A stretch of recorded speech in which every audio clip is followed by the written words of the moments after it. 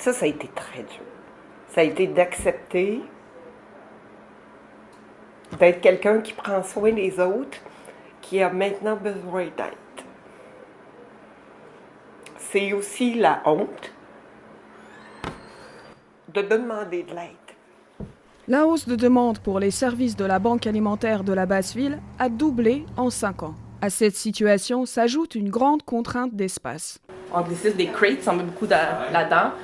Parce qu'on n'a juste pas d'espace, donc on essaie de mettre des choses en hauteur, tu vois. Donc... Mélissa Thibault-Canas, coordinatrice de la maison communautaire de la Basse-Ville, nous fait le tour de la maison. On dessert par les deux portes, en arrière, porte en avant, chaque 15 minutes.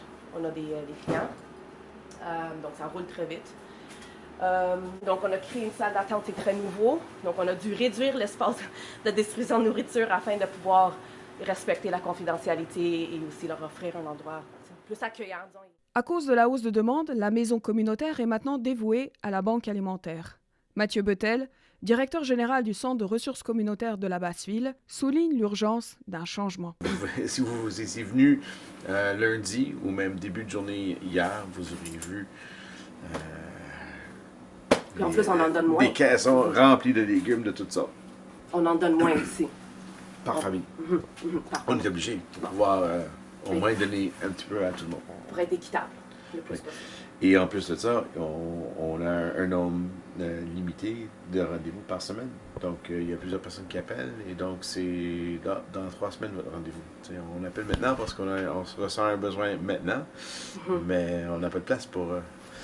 Et donc, c'est vraiment une limitation. La limitation première, c'est les contraintes à l'espace. Donc, si on avait plus de place pour entreposer, ben, on pourrait recevoir des dons ou acheter en vrac, congeler et cuisiner. Et c'est ça. On est juste à côté au mur.